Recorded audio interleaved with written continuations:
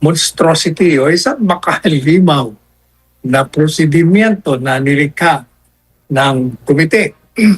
At isang obviously maliwanag na isang plataforma para sa libreng publisidad para sa kanila. Talagang hanggang langit ang inis nyo pag sinusuri ninyo itong kumiting ito. Sapagkat, tingnan nyo nung nag-file ng impeachment complaint laban kay Presidente Marcos Jr., kadali-dali nila na dinismiss. Hindi na sinuri, basta dismissed, not sufficient in form and substance. Tapos, ito naman kay VP Sara,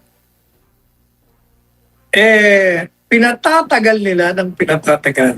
Matapos, na madalian din na nagbigay sila ng ruling ng desisyon na yung dalawang impeachment complaint ay naaayon at supisyente sa forma, hindi lang sa forma, o hindi sa sustansya. Pero ano ang ginawa nila? Kasi dapat po yan, the moment na sufficient form and substance yan, ipadala mo na sa plenaryo, lalong-lalo na nung sinabi na ni VP Sara ng sa isultina na hindi na siya dadalo. Sapagkat yung pagdalo dyan sa Committee on Justice, sa kanilang pagtinik, ay hindi naman obligatory, hindi sapilitan. Yun ay isang pribileyo o karapatan na kung ayaw mong dumalo, o hindi huwag kang dumalo. Pero may dahilan naman kung bakit siya dumalo. Ang sabi ng mga abogado, paano naman kami dadalo dyan o sasagot? Wala naman kayong mga aligasyon na nagpapakita na maaaring nag-commit ng krimen itong si VP Sara, ang kliyente namin. Kaya, ba't pa kami pupunta dyan? Maliban pa dyan, mamaya i-discuss natin, tinatawag nyo pang isang mini-trial. Ano pang dahilan? Gaya po na sinabi natin sa inyo. Kung ikaw ay objective na tao, kahit hindi ka abogado, gagamitin mo lang yung sentido común. Ang magiging conclusion mo, wala talagang kapatay-batayan, katawa-tawa ang mga aligasyon laban kahit isa.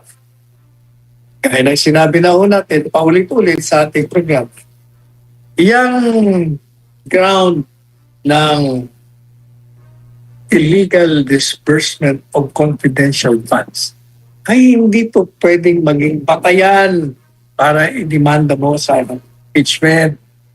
Sapagkat, unang-una, wala pang ang pinal na sinasabi ang Commission on Audit na irregular nga ang ginawang paggasto sa confidential funds. Pangalawa, yung pong notice of disallowance na binigay, ay ang ibig lang naman sabihin nun, kulang ang mga requirements mo. At katunayan, out of the 125 million, marami na silang nasumite, kaya ang natitira na lang sa hindi pabaliwanag sa paggastos dahil wala pang mga tinatawag na paliwanag o resibo ay mga 70, hindi tayo nagkakamali, mga 75 million na lang o 70 billion. Kaya hindi totoo na 125. Pangalawa o pangatlo, talagang hindi nga ako pwedeng gawin niya yan sapagkat merong opinion ang Commission on Audit na inilabas na sinasabi nila, maayos naman daw, sinunod naman daw ng Office of the Vice President, ng Department of Education, yung siya ay sekretary pa, na nasa tama ang pag-comply ng prosedimento sa auditing. Madali sabi, okay ang auditing procedure na ginamit nila. So, paano magiging isang impeachable ground ng betrayal of the public trust? At culpable violation of the Constitution. Hindi nga isang krimen eh. Hindi nga irregular eh. Hindi pa. Wala pa nga eh. O, premature kumbaga. O, yan. Isa yan. Tapos, yung demanda sa kanya na di umano ay pinagbantaan ang tatlong opisyal ng gobyerno, ang presidente, ang first lady, ang dating speaker ng Kamara de Representante, napapatayin sila. Pero katotohanan niya, kung titignan nyo, hindi yung pagbabantay. Parang ito ay bibigay impormasyon sa publiko na ang kanyang buhay na matagal niya nang sinasabing nanganganib ay mukhang tutuluyan siya at sinasabi niya ng pinaghihinalaan niya tatlong tao at binanggit niya nga yung tatlong tao at parang sinasabi niya sa sambayanan na ito, pag ako'y napatay dito, ipaghiganti niyo ako. At meron na nga akong kinausap na ito, ang mga palagutin niyo. Ano ibig sabihin nun?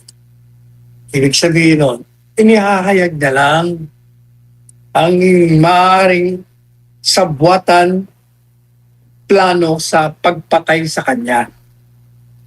At alam niyo, sa ilalim ng grave threats, kailangan na yung banta ay ginawa mo yan at may realidad na tunay na banta, talagang banta, grave, kaya nga threats, grave threats. Pero ito ay kondisyon eh.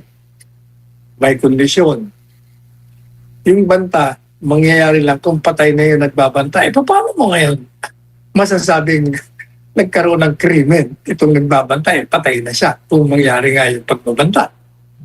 O kaya, yun katawa-tawa na yung isang impeachable ground ay nanggagaling sa isang hindi nga krimen. Kung hindi krimen, nalang hindi impeachable ground. O, meron pa akong isa. Sabi, si BP Sara nangikayat ng rebellion, sedisyon laban sa gobyerno. Bakit? Kasi ini-imagine niya, iniisip niya sa kanyang sarili.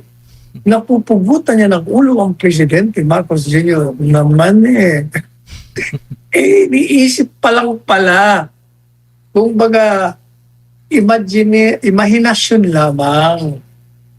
Kung ang alam po ninyo sa ating batas, maaari mong isipin, planuhin ang pinakamaselan, pinakamakaalimaw na krimen sa isipan mo. Pero kung hindi ka namang kumikilos para isagawa yun, kuha ka ng hakbang o mga hakbangin tungo sa pagpapatotoo sa iyong iniisip, hindi ho krimen. You can imagine the worst of crimes, but it cannot ripen to a crime unless and until overt acts are performed in pursuance. Acts are performed in pursuance of your plan.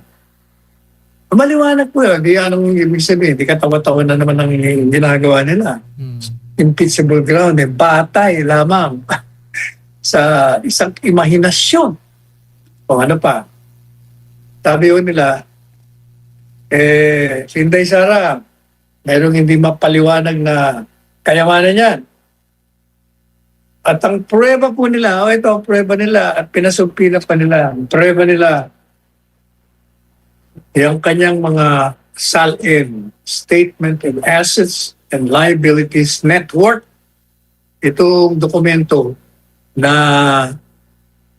inihahain, sinusumite ng isang public official kaugnay sa kanyang mga income o kinita niya sa isang taon. Obligado sila. Kung pag hindi ka nag-file niya, sigurado may kaso ka. So madalit sabi nitong komite, lalong-lalo na yung isang miyembro dyan, ang kalakas ng loob ng tinamaan ng magaling neto. Yung isang miyembro dyan, hanapin niyo kung sino. Ito dati itong head ng isang agency sa panahon ni Presidente Duterte. Maniwala ba kayo, isang taon pa lang, ito'y naglakbay sa iba't ibang bansa. 15 o 17 beses. Kaya galit na galit si Presidente Duterte. Napakakurap pala nito. Biro mo gumagastos ka ng pera ng taong bayan sa pamamasyal mo. O, tinanggal mo siya. Kaya, naging kongresista sa isang party list. Ngayon kung makaasa, akala mo napakalinis. Ang nangyayari talaga rin naman napakakapal ng mukha nito. Oh, tapos sabi niya, dahil sabi ng mga abogado ni dito sana, wala naman kayong ultimate facts.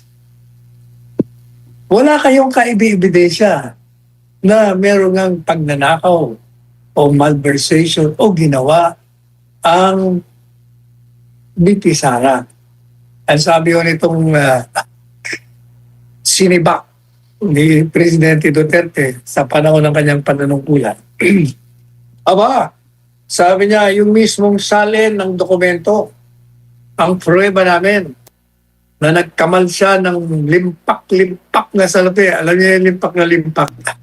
Mga 20 million daw na dagdag sa income niya. Kung ang income niya, mga 3-4 na milyon lamang, sa loob daw ng 10 taon, biglang dumami. Mahigit na nakakakuha raw siya, nakalimas daw siya ng mahigit sa 20 million pesos. Yun daw ang preba. Bakit daw tataas? Sweldo lang naman ng isang PP. 300,000. Tingnan nyo talagang hindi nag-iisip. Walang sentido kumuntong mga ito. Pinapakita nila yung kanilang kawalan ng talino. Number 1. Alam niyo po, sa 10 taon o 12 taon, na ikaw ay nagtatrabaho sa gobyerno, kung ikaw ay masino, ikaw ay marunong ka mag-save, hindi ka mapalagastos, simple lang ang buhay mo. And at the same time, meron ka pang negosyo.